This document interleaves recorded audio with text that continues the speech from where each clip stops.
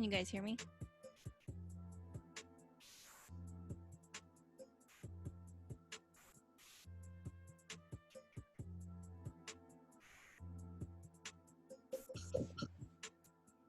Test. Can you guys hear me?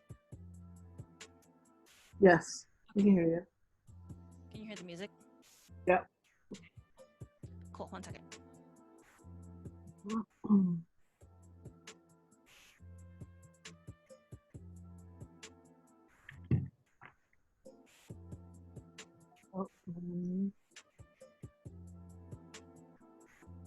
Hello.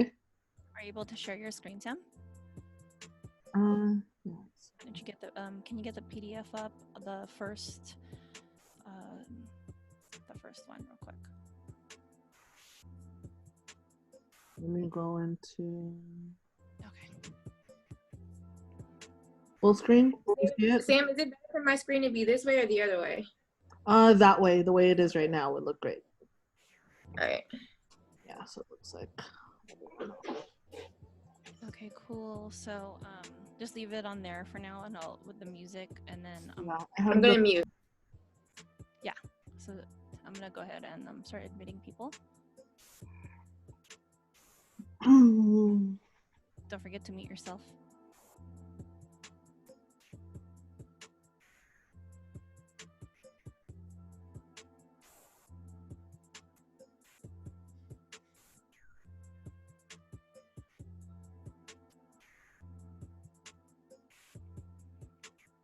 We will get started shortly. Hello. Hi, Tara.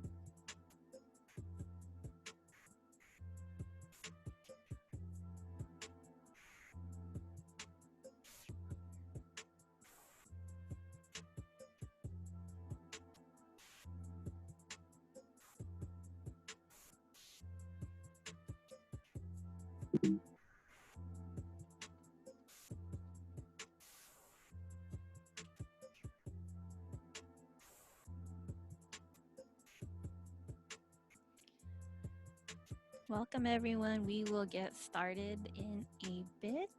Oh, actually it's 6 o'clock already. Cool. All right. 1 second. Test, test.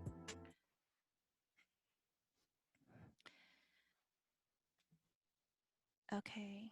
Welcome everyone. Welcome to the Ladies of Sound Community Chats. We are on episode 3, so thank you everyone for tuning in today. We have a special guest who we will introduce shortly, but as we do every episode, we are going to go over the house rules today. The house rules. So just to go over, if you have not attended one of our chats before, house rules. Please make sure you guys are on mute when you are not speaking. Also, if you can save any questions in the side of the chat room. We will try to get to them all. Also, at the end, we're going to flash a Q&A slide. And when we do, that's when we will have the chance to ask any questions that we have to either myself, Sam, or our special guest. We are going to be ending a little early today. Normally we go about 60 minutes, but we are going to end around 6:45 to 6:50. So, all right, I'm going to go ahead and hand this over to Sam. Again, thank you for attending our Ladies of Sound community chat. This is, if Sam, we can get to the next slide for me. You guys already know what it is. This is a way for us to connect online. Um, Sure. Just so you know, before we continue, I know some people have issues with seeing the chat. So just so you know, it's at the bottom. If you click the chat icon, it should pop up the chat, which you'll be able to see everyone talking there. And then I would suggest putting it on speaker view so that you can see the presentation, you know, as in the full screen. All right. So what's up, everybody? It's Sammy G. Welcome. Today, let's go on here. So today is a really cool topic. It's called Talking Transitions, and what better to speak transitions than one of our homegirls from the DMV. Right now, I believe she's in Seattle, so she is always on the move. She's always on the go. She's a certified hustler. She's the founder of Girl Law, and she has been DJing. She's DJing for a lot of different companies, a lot of different corporate companies, and she's just kind of been everywhere all at once. I don't know how she does it. She's DJ for MTV, BET. She's on like a new show that's coming up, which I actually want to ask her about one day. Can you see me? Wait, sorry, I can't. Sorry, I'm not pulling this out. All right, Domo. Please, if you can, unmute your mic. Sorry, I had a little glitch there. No, We you're can fine. welcome our home girl. Hello. Hi, hello, Hello. hello, hello. So happy to be here. Yes, thank you So for happy taking the to be here. time Thank out. you for having me. Yeah, I wanted to first get into how we even met you. So she actually started, she enrolled into the Beat Junkie Institute of Sound, just like you guys. Started out an intro to DJing. The crazy part is that she was flying back and forth. So you guys always hear us about talking about different students who would come in, flying in from different places, or they figured out a way to get to Glendale somehow, no matter where they're from or where they're staying at the moment. And here is a real life version of that, like a real example. She was always moving around. So she started taking our intro class. She was already DJing prior, but she wanted to, you know, get her bars up, and she came to the school, and it was interesting. We would always talk front desk. That was when I was always at the front desk. And we would always talk, and it's been great now that we, you know, we get to see each other do each other, you know, things on different coasts, and we're able to, you know, connect now, especially because we can do that all online. So Yes.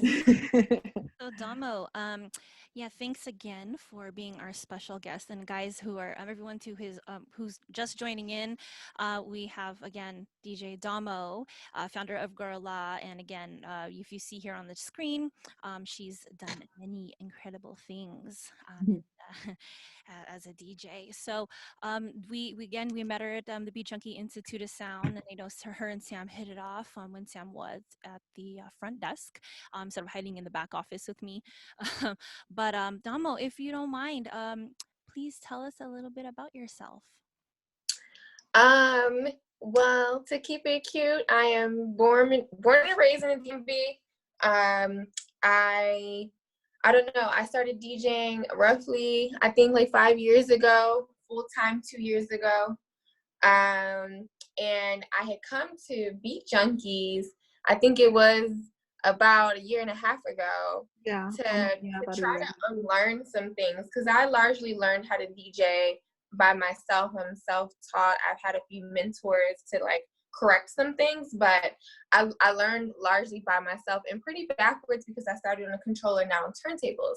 And because I wanted to really fix some of the things that I knew I was shortcutting and doing wrong because I learned on a controller and on CDJs, I really felt it was important to go back to like find an institution that could help me do that because I was already in the middle of my career unexpectedly. So that's kind of where our relationship started. Yeah, like I've always been in a relationship with music and events and art and just in general as a side hustle, and I'm happy now to be in a place to be doing it full time. At least I was before the coronavirus. Right, exactly. So that actually gets us into our topic for today. Like I said, it's talking transitions, and not only are we in a transitional time right now, and that goes for everybody in the world, but also just, you said that you've always been into music and always doing these events, but it wasn't always like that, correct? Right. So so basically you went from was it a corporate job or it was like a government job? What was it? Yeah, you mentioned you had a really great job before you transitioned to Domo. You don't mind telling us about that? So I used to work for the Obama administration at the U.S. Department of Energy. I used to be an environmental analyst, and I was in that role for the last 2 years of my time there. And it was just before I left around the same time that the Trump administration had come in, so probably like a year after.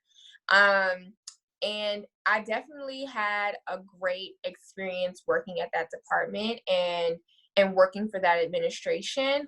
But even before Trump had come in, I knew I needed to leave. I think that when it came and how abrupt and abrasive they just handled not only our agency, but just all of the government agencies, it was just really aggressive. And I knew it was time to go.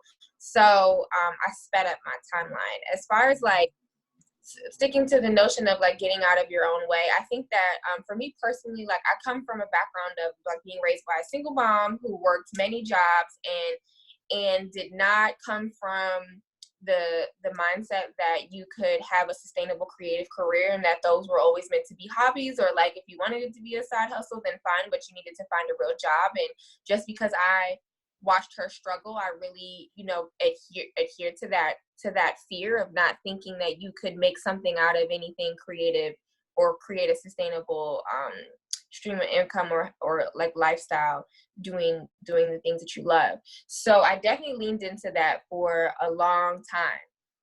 And it took a lot for me to let go of that fear, because that's a process, for those of us who are adults and have already, led down a particular professional pathway that isn't the creative thing that we actually love, the thing that we stay up late at night doing, the thing that we spend our weekends and all of our extra free time, the thing that we spend all of our extra money on. And, we would do it for free no matter we had the money or not, like that thing.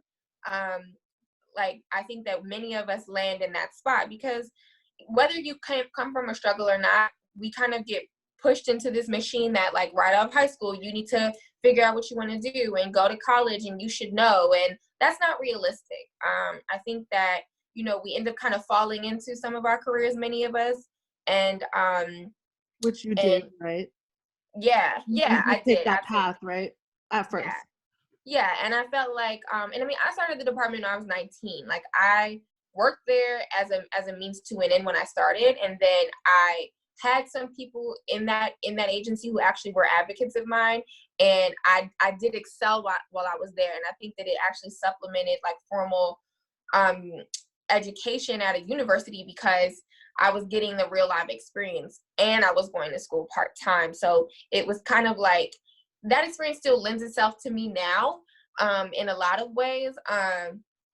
So I don't think that like undergrad in any regard is lost in anyone, no matter the subject. But if you knew better what you wanted to do, it's always more useful, right? Like if you could have gone to an arts or creative institution the first time around, it would lean more to you now. But regardless, I think that I was able to pull some threads of all those experiences to help helped me get to where I am now. So I think that pathway was meant for me. So I love that note on the slide here that where you say whatever the professional or personal fears or traumas are, it is time to unpack them. I love that. Yeah, because you can hold yourself back easily. I mean, like, I think people think that, oh, we get the question a lot, I think, as women, like, oh, how did you feel being in a male-dominated space? And I think that before you even get there, have you dealt with yourself? Have you built your confidence up enough? Have you worked, you know what I'm saying, enough? Like, have you made sure that you're good before you even put yourself in front of people to be worried about, I don't know, anything that someone else could try to stop you from getting where you're trying to go? Because that's going to happen. But before you even get there, I think it's important that you focus on building your strengths, whether they're, mentally, professionally, your skill set, your experience, all of those things. Because I do think that if you don't know yourself, if you're not comfortable with who you are and you're not ready to just fight for that, then it'll be easy for you to get held back by other people because you're not even ready to fight for you. Like, you haven't even dealt with you. And I think that has a lot to do with it. Because at the time when I started DJing, this was never a thing that I intended to be a profession. It was literally my, not, well, it was my savior. Like, honestly, it was the only thing that I could do at the time that was really keeping me from breaking down emotionally, because I was so focused on the mix. I was so focused on beat matches. I was so focused on trying to get the scratch right. It was something that I could, like, zero in on, and I didn't have to think about whatever else was going on around me. While at the same time, when I started to go out and do it, it really started to show me myself, and how much I really didn't give a shit about how people felt about me or what I was choosing to play or how I was choosing to play it, because I felt confident in what I was doing. And I think that takes time. And that also takes, like, again, just dealing with your own shit first. I'm sorry, I'm cussing. Okay. But it makes a lot of sense. I feel like a lot of the students who come in, or just anybody in general, just starting a craft like DJing, it's their way to kind of get out of whatever life that they have normally and kind of just hone in on something and not focus on anything else. Like, it's like your own little goal setting day, daily practicing the scratch, you're practicing these beat juggles. And I've noticed with a lot of our, other students, this is kind of their way of getting out of that. And, like you said, like their savior. And then eventually you start seeing as something that could possibly, turn your career around, right? Mm-hmm.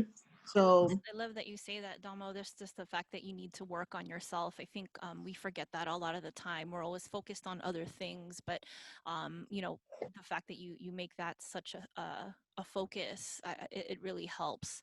And that's something that I love in this next slide, where you're saying it's all in the mindset. Understand where you are right now and where you soon want to be. Sam, do you mind going over the bullet points on that? yeah, so being mentally prepared is equally as important as being physically ready as well. So, like she was saying, making sure that you are all set and ready to go is one of the most important things, because you want to be ready. You want to set yourself up for success.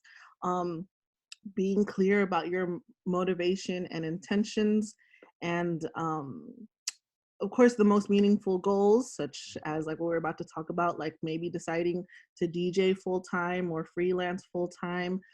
It takes time, they need constant effort, and they may contain, actually it will contain smaller steps. I should have interviewed today. It will take smaller steps. There are going to be little um, steps and little goals that you're going to have to achieve before doing something as big as this. And I'm sure, Dom, right? There's a bunch of different things you need to take note of and to be aware of before doing something as pivotal as this, right? Yeah, I think that that understanding where you are right now is a big factor on multiple layers, right? Because everyone's circumstance is different, be it where you live, be it your family dynamic, if you're a parent, if you have other people you have to take care of, whatever your responsibilities look like, and just being like very being just aware of all of those things, right? And how you can plan to make decisions forward. I think that for me, when I was preparing myself to leave my 9 to 5, I've never been able to, for personally, this doesn't apply to anyone because other people can do this and it's perfectly fine for them. But for me personally, I've never been able to do that whole dollar and a dream thing, right? Like that doesn't work for me. I can't quit my job with like $100 in my bank account and not knowing like what's going to happen. And even though down the line that very well could be the case, for me it was so important to like assess my reality and get myself together and making a plan about like, okay, this is what I need personally to make myself comfortable to make this transition, and recognizing that it's going to be important to focus on what my streams of income are going to look like, and we're going to tap on that later. But motivation and intentions is another thing, because I didn't come into this wanting to make money. I didn't come into this being like, oh, I'm just trying to be like a super all-star DJ or make all these thousands of dollars. I didn't think any of that was possible. I just wanted to make a living, and because I was good at what I do, and because of the way that I do it, it led me to some really fantastic opportunities, and that's how it should be. It shouldn't be like, oh yeah, I just want to make the most money and be the and I mean that's great to have ambition, but your motivation shouldn't just be monetary. You know, it should be like you want to put out good art, you want to put out good product. That's what people gravitate towards the most. That's what makes you shine, honestly. I think that you can clearly see the people who are moved by like money or moved by like superficial things, and they may move, but how far and how long they last are two things. It's the difference between like what's pop culture and what's legendary. You know what I'm saying? Like I mean, but if it's fine, both are fine, but you kind of gotta like you gotta move accordingly, I guess, depending on which lane you want to consider yourself being in. I have a question. Did your DJ career, did you see it already picking up by the time that you decided you wanted to do this transition, or did you purposely figure out ways for it to pick up before you made this decision? Or I was starting to generate things of my own, and my whole thing was I had a bunch of ideas, and before I was part of a team that was male led and male centric, and they didn't really give me a lot of room to create the things in my own vision. So, and that was before I even started DJing. I'd worked with this group where we had, put on events, and we hosted DJs, we employed DJs, and that was always a center point, but they didn't ever really hear me out on a lot of things that I thought would be innovative or special or even centered women. Right? And I had tried for years. So when I started DJing, it was important for me to like, yes, I want to make sure that I'm versatile, where I can like pop into any situation and I can play it, but I also want to create my own spaces that are totally different from these. And I think that when I was gearing up to quit, I was still very early on in the stage of gigging and like seeing my gigs accumulate and be consistent, but I also knew that I was going to create multiple streams, so that because there's peaks and valleys, like we're seeing right now. Where anything could impact our livelihood, whether it's weather or who knows, like something that could like stop us from a gig, and then you're asked out. So I started tour managing, and I had also done that on the side before with a couple of events. I had toured with a bunch of events and a couple of artists before. You were doing it during your 9 to 5? Say that again. You were doing all of that during your 9 to 5? Oh wow. Yep, on the weekends. On the weekends, because the particular event I used to work for, their events were typically Thursday through Saturday. So they would be on any given and normally relief Friday and Saturday. So my 9 to 5 job, by my last 2 or 3 years, I was typically off on Fridays or working from home. However, I finessed my schedule so that if I was working from another location, I could still be like working that thing at night in another city. Like it didn't matter, so I would make it work. I would finesse it and make it work. So I was always kind of hustling another gig on the side anyway. So that I used to do on the weekends and Fridays and stuff. So it's like I would leave work on like a Thursday night and be flying into another city to support that event somewhere else. Like, So Very real life. you learned a yeah. lot from that experience just in the nightlife game, right? Like even though you weren't technically DJing, you were in a space where you were around people that live that life. And Yeah. what kind of were there any lessons that you learned that you were able to apply to yourself when it came to when you were actually on the stage, rather than tour managing? Were you able to bring any of that experience into what you were doing for yourself? I think what I learned during that time is just how to watching the ebb and flow of a room, and how you can watch how the DJ can control, you know, the wave of a room and take them up and take them down, and it's all kind of a ride. I think that was the biggest thing that I used to pick up on with the events that I did, because I would be in so many different types of events, so the demographics were different, and understanding that everything doesn't hit the same in every room, and you need to understand what that looks like, and temperature checking. You know, the DJs that I was around were heavily seasoned, doing this for 20 years. One of them, his name is Jerome Baker. Like I used to just watch him kind of curve his set, because he would pick up on certain nods in a room. He knows, like, all right, if Madonna hits, then so is Cyndi Lauper, or, you know, if Gucci Mane hits, so is Jeezy. So it's kind of like one of those things that I learned very early on, or just like could easily pick up on and notice that. And I just think that taught me, being in those spaces early on also just taught me how to move a little bit. Because as women, it's a little different for us, and I think that we don't always, like, sometimes, like, when you're naive, you may not know where your boundaries should be, but I didn't really have that issue. Wow.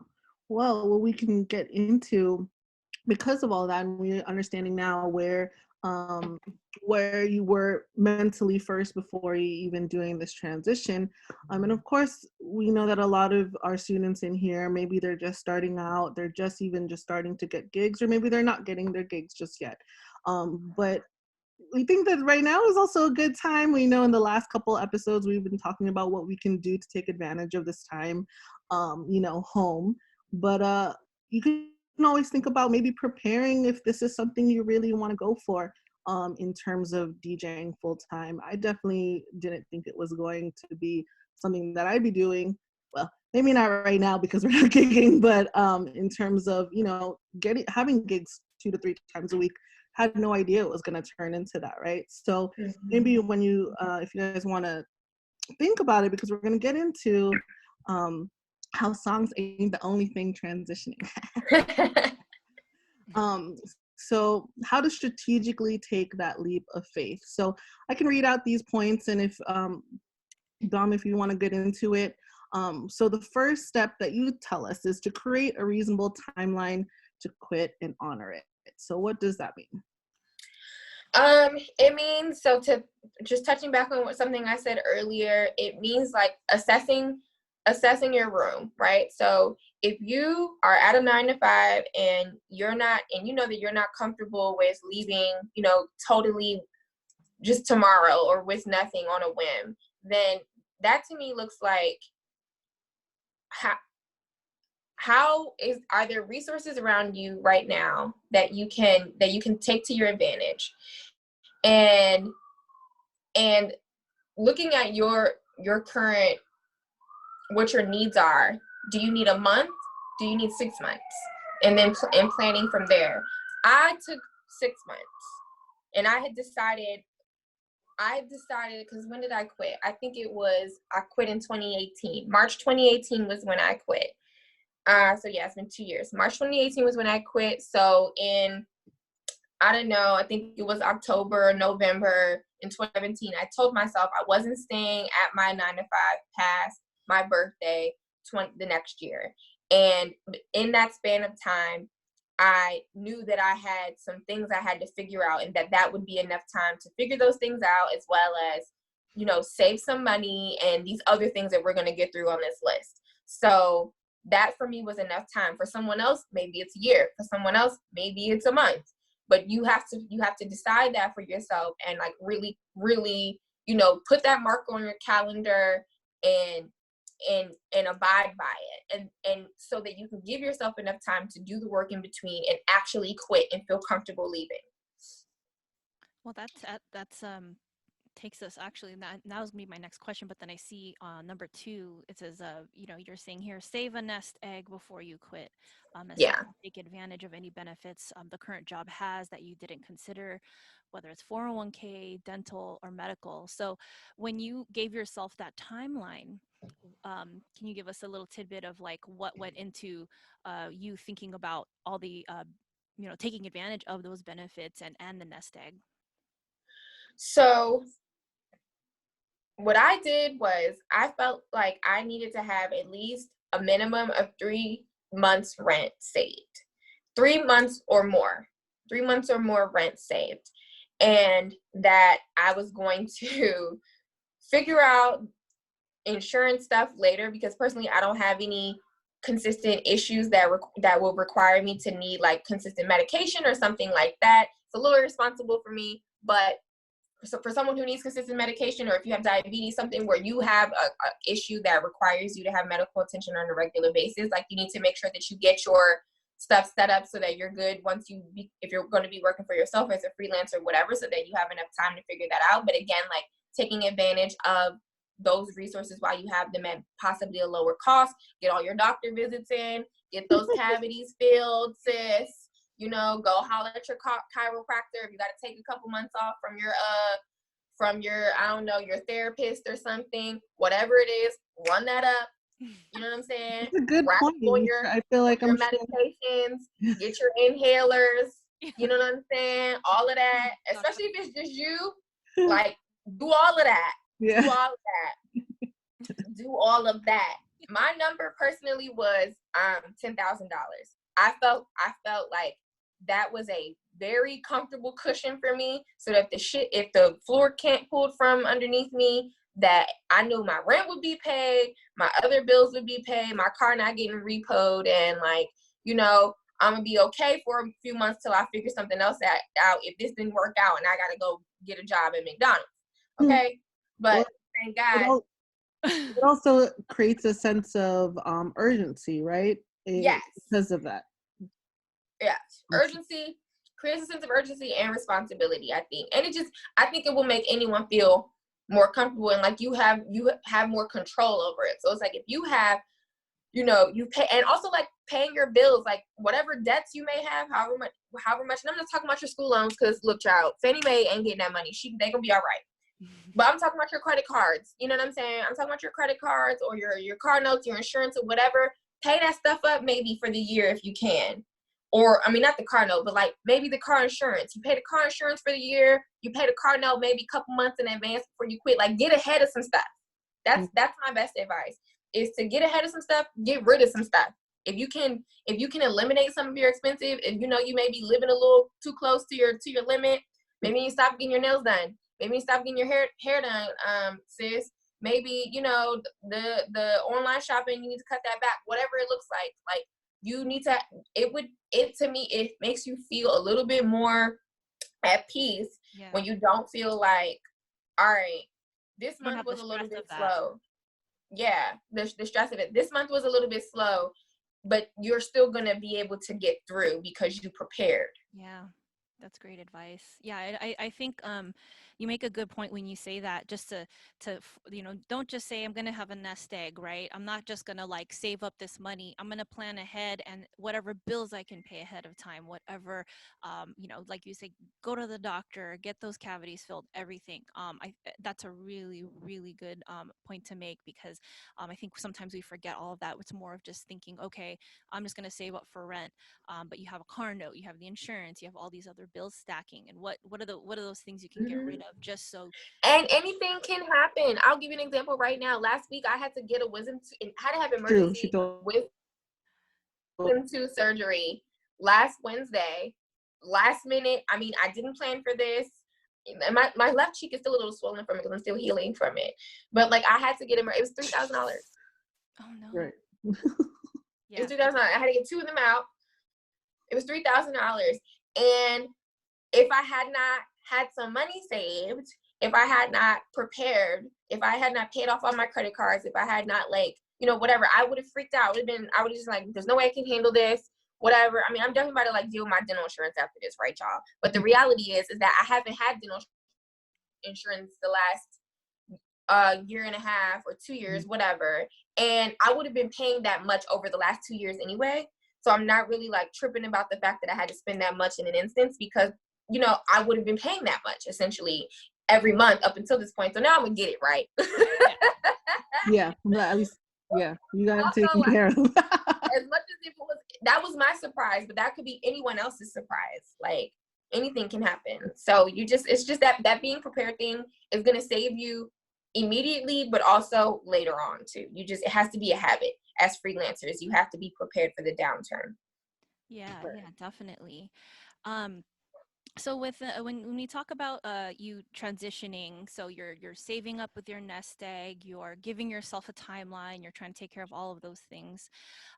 You know, that takes us to number 3. You're saying within the quitting transition timeline, do your research on roles closer to the space you want to be in, identify short and long-term options, and draw parallels between what your current and transferable skills are. Can you elaborate on that for us?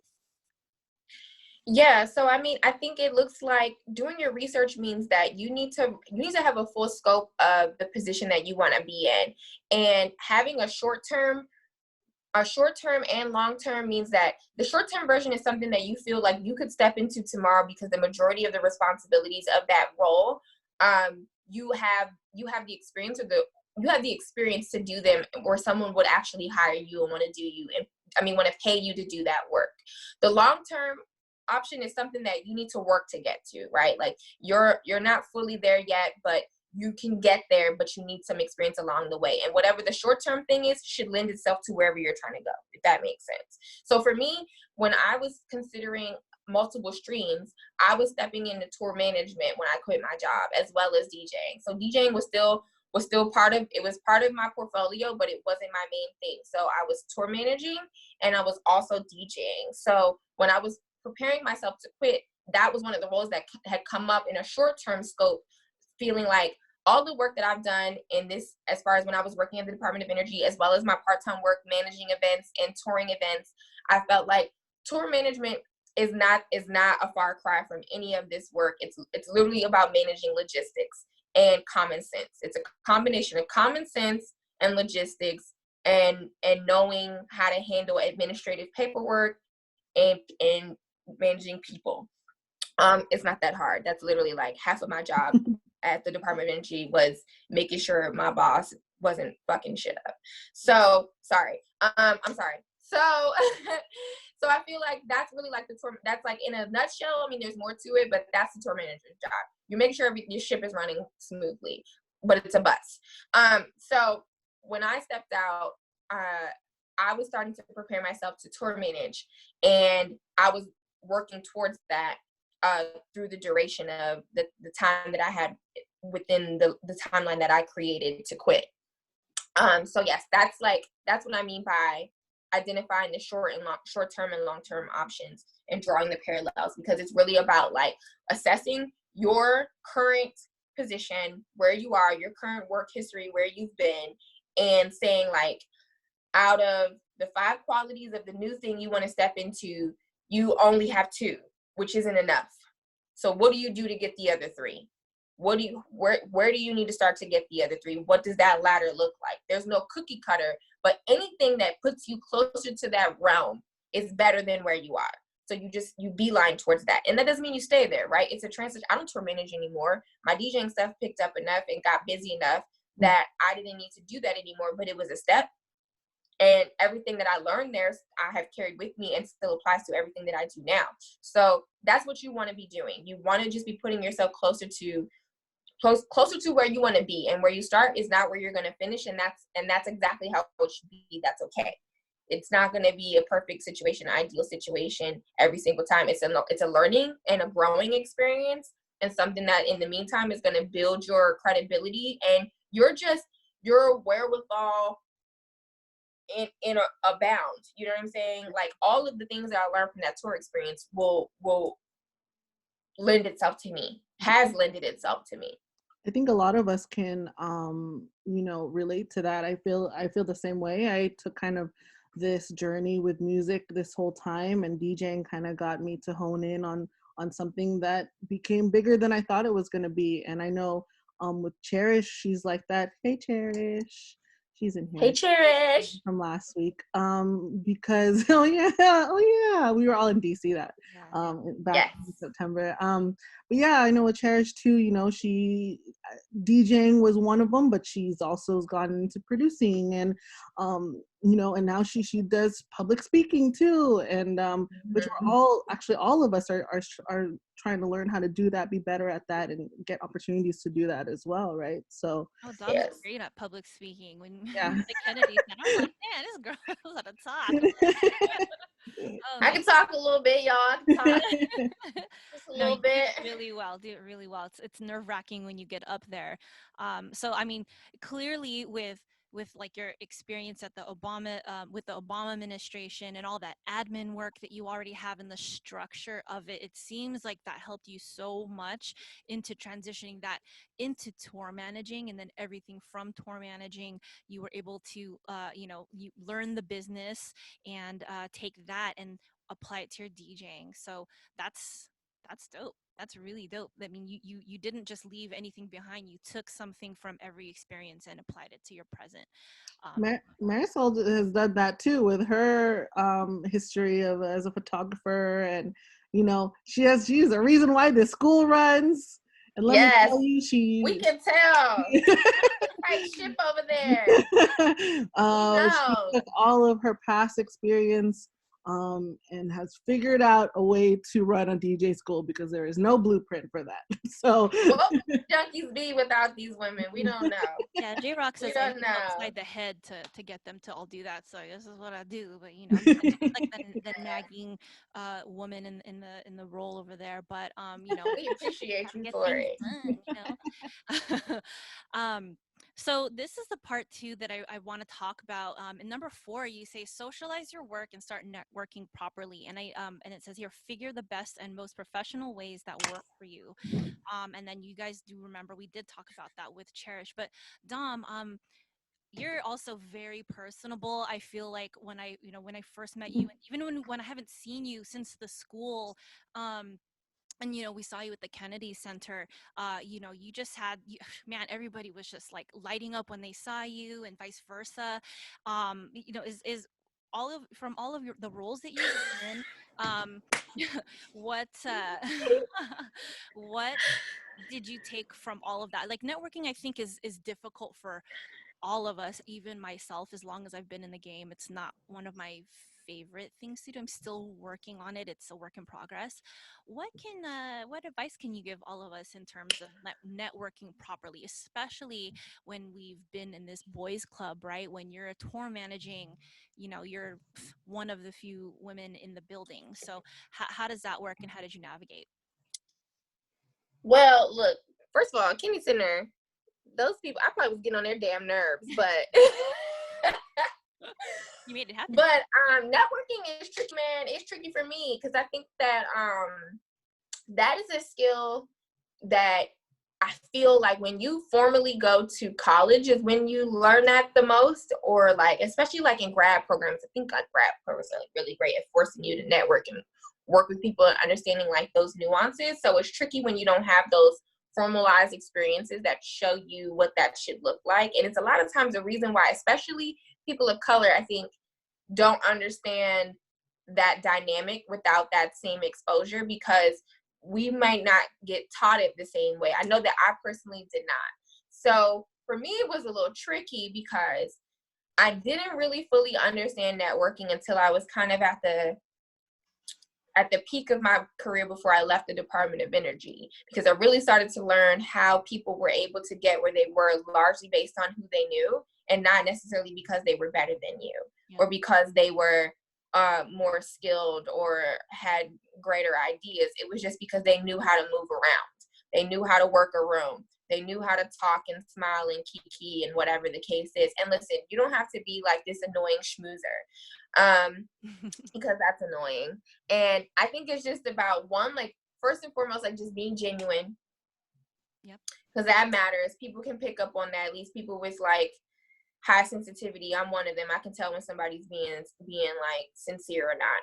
And I think that just knowing the right time and place and how to present something depending on, you know, what it is and where you're at. So that matters. Like it's not always appropriate to send a DM. I'm not saying you can't ever do it. Cause sure, you know, there are some times where that will work out and it's fine, but that's not the standard. So depending on what it is that you're going after and how you're trying to do it, it's just understanding the nuances of like place and time. And like when you're out at an event and you're meeting somebody, you should definitely like introduce yourself, say what's up, but that might not be the time to try to pitch yourself to be like, yeah, let me run you here's my producer track, or here's my DJ mix, or whatever, in the middle of the party at the club or whatever. It's like, yo, let me get your contact. I'm gonna send you some things, and I'm gonna send you a DJ pack. You know what I'm saying? The right way. Like you don't have to get into this long drawn out thing. Yeah, you know, like your follow up game got to be strong. But that's the whole second half of the battle. I have noticed people will say stuff, tell you things, and then you'll never hear from them again. You know, and you never know what if that person was actually interested in hearing what you had or what you did, and then you just So I'm not a fan of small talk. It's really hard for me to do that. So, but you know, sometimes you know you gotta shoot the shit. Sorry, girls. I know you. But you know, Dom, when when that does happen, you know, have you kind of found a way for you to kind of make it short and sweet? Was there any way where you were like, you know what, I want to meet that person and I just want to introduce myself? And how did that look like? That's a good question. I think I normally either get someone to usher me in, so it's not as like abrupt if there's someone where we have a mutual. If we don't, sometimes it really depends on place and setting. You know, like if I don't feel it's appropriate or like it's gonna be a good time, then I won't always do it, because then I'll feel like, oh, we'll meet again. You know, the first time I met D Nice, or the first time I was in the same place as him, I didn't go up and introduce myself because I felt like this isn't the right time, and I'm pretty sure that we'll run into each other again. And we did. Like a few months later, during like CBC in DC, one of our mutuals was putting on the event that he was DJing, and he walked me up to the booth and said, yes, you need to meet her. See, that's a better way. That's a better circumstance for someone to meet you, because there's someone else that's saying like, you need to meet this girl. She's everything, whatever. And it's just like, oh, hey, and I can shake your hand. Nice to meet you, and walk out, right? Like I don't have to do all that. Somebody already talked me up, and if y'all gonna keep talking about me when I leave, great. But I don't have to do it up right now. I don't have to big myself up. That's not what I'm here to do. It's not that deep. I ain't got to do it. So I think it's just about like understanding like time and place. And if you feel comfortable like taking yourself up to someone, depending on who they are, like by all means, sure. Just don't be too aggressive about it, and don't hog the person. Just say, really appreciate your work. Nice to meet you. Walk off, leave. Like don't make it a big thing.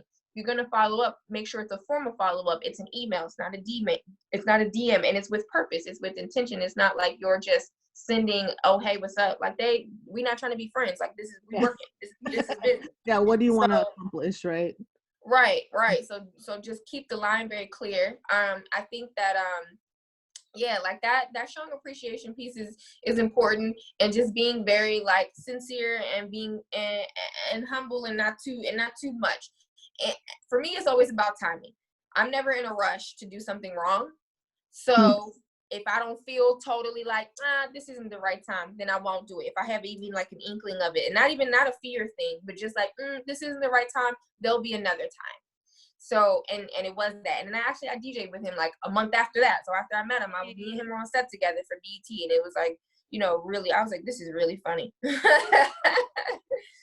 So you're not forcing yourself in I think that's a reason why things bounce back at you, because you're not like, you know what, I'm never going to see them again. You don't have that mindset. You're like, there's going to be another time. Mm-hmm. What I know people struggle with too, is I think you learn, like, reading the room, like you said. Is this a good time? Am I going to, I don't want to stress myself out thinking that this is the only time that's going to come, because it seems like for you just said, you know what, I'm not going to force my way in. And next thing you Right. know, and I love that you said months later you ended up getting introduced to D Nice, instead of saying, oh, see, Mm-hmm. let me do it right, let me just run up in there. That's what I think a lot of the times, at least in my experience, you know reading the room and seeing, oh, everybody's crowding uh that particular person, and you Yeah. can see it in people's eyes, like the thirst of them trying to meet them. And then I've seen Right. people Weird. hog. Yeah, It's weird because people are still people. Like, that's the other thing. And once you're like immersed in this, and you're really working in this space, and it's just like you really just realize, it's like, yes, these people, some of them have celebrity and whatever, and that's great, but they're still people. yes, And it's kind of weird for me to overly fawn. There's like a handful of people that I feel that way about, and it's Beyonce and Obama. Everybody else is like, gotta chill. You know what I'm saying? So it's like, it's kind of like you gotta just treat people like people, because I don't like that. I don't like when people get with me like that. It's awkward. And then God forbid, like, I would have been awkward the first time I met, just making an example out of D Nice, right? And I'm just like, oh hey, and I'm just like being really weird, or just overly aggressive maybe. Yeah. And then the next time he saw me, he's just like, oh, this is the weird joint. Like, I'm not trying to be on set with her. Like, Right. Well, you can be confident enough to know that one day, it'll come back around if you show up enough. I think because you are out here working hard and showing up yeah. places, you'll find a way back anyway. You can show respect without being overzealous.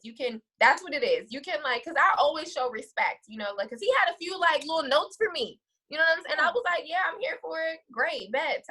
Give me the tips, sir. But I'm not like, Yeah. I can't. So we've figured a way that we need to get a reasonable timeline to quit if we decide to quit, and honoring it so we can feel with some kind of accountability and responsibility, saving a Yeah. nest egg before you quit, all those benefits and things, try to get them in now. You suggested at least around 6 months. That's what you did, right? And then doing your research about the roles that you want to be closer into, identifying your short and long-term options, seeing the parallels between them, and then just networking as well, just so that you can build up your address book, and all the opportunities can kind of be set and in place for you by the time that you do decide to do this transition. So Yep. the biggest thing, like the second half, like we said, following up and actually doing the thing, is committing and executing. Yep.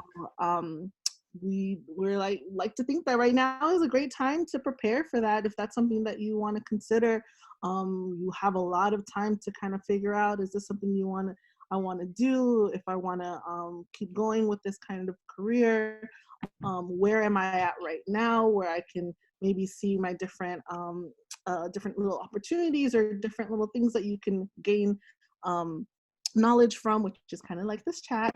So yeah, do you want to explain, or kind of go into what it means to commit and execute? Because that's the biggest hurdle, I'm sure. I think it means to commit and execute means making substantive steps towards your goal, right? And consistently, because it's not going to be a one-stitch effort. It means you need to sit down and rewrite your resume to go after some of these positions that you're going to want to when the world reopens. And or you need to update your website, or you need to work on whatever your packaging is going to be, whatever your work looks like right now. Like, it just looks like active steps. So I'm not going to waste time like giving examples of what those are right now, but whoever you are, whatever that is for you, like that's what that means. consistently. Because for me, it looked like I had to do research. I had to start, socializing that I was going after these new positions, and I had to start putting myself out there. That's difficult to do right now. But when the time does come where you can do that again, that's what you should do. Just holding yourself accountable of making strides towards the transition consistently on a regular basis until you hit your mark. And that doesn't mean your timeline may not adjust, but that's fine as long as you're making steps. If you're just holding back, then you know that you're BSing. I think that right now it's important to do what feels the most comfortable to you, because it's really difficult for all of us. I've struggled with productivity and really feeling like, oh, I need to be putting things out right now, when the reality is you need to just have peace with yourself and understanding that these are uncertain times and that none of this is our fault.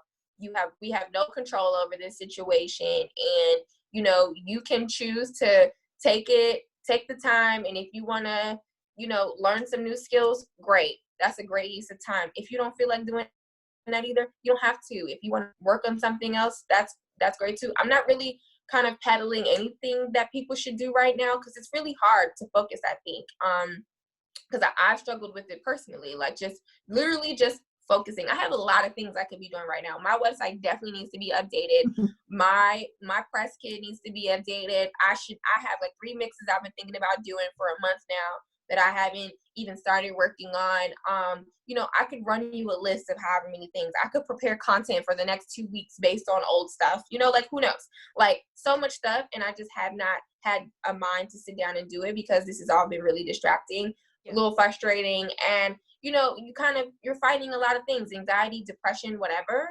So I think that if right now what gives you peace is to get up in the morning and stretch, and to fix your breakfast and take a walk around the block, and you know what I'm saying? I don't know, take your vitamins, whatever you need, sis. I don't know.